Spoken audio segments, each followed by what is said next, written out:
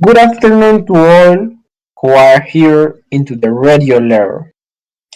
Today we will talk about movement, special friends, and games from the book Essential Knowledge of the Teacher.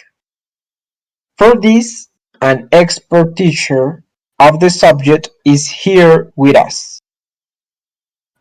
Hello everyone, and thanks for inviting me. Don't worry, teacher. We are so proud of that you are here. So, in order to not make our listeners bored, tell us like a short summary of this wonderful chapter. Yes, David. So this book is written for people around the world, a world that teach or will teach English. So it has been designed to be useful to teachers, adults, teenagers, and young learners if they are teaching English. Uh, Also, this chapter show us that to give a class it does not necessarily have to be monotonous or that the student is sitting reading, writing, or memorizing, since young people should not be forced to stay still all day. They need to move and move. Okay, teachers. So what you want to tell us is that teachers have to put monotony aside and start creating different ways of teaching, such activities, for example, bring characters to the lesson. Because I think that children will enjoy interact with and imitating them or many other teachers like to use puppets, like for example when they teach with young students, and it is like a special friends activities. Another activity that can be generated for the students is to create their own glue puppets that can be drawn and cut out of cardboard. Yes, teacher, I think that another form of teaching is like using different games. I don't know. What do you think about this, teacher? So, David, when students play games, they don't realize that they are learning the language. And if the game has replay bulletin, they will be practicing words and phrases without even realizing.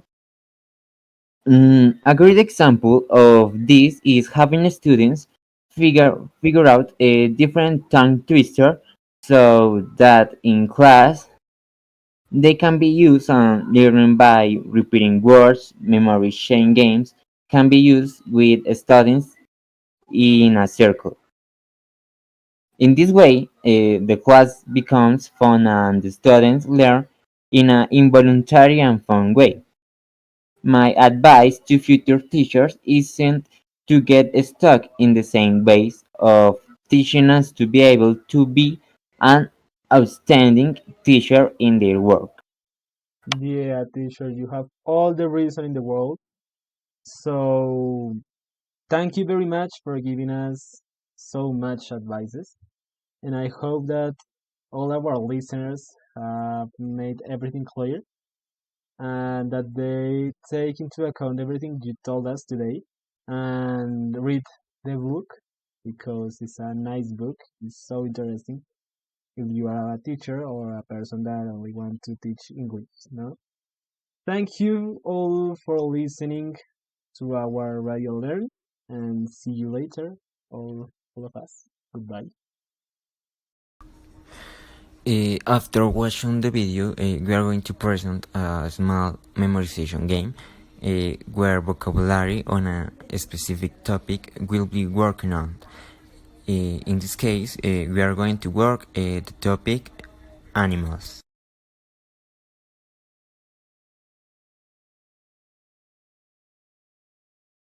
So the game consists of the first student, for example, David.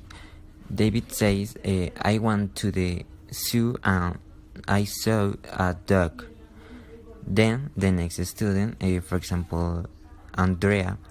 Uh, Andrea says, David went to the zoo and he saw a dog.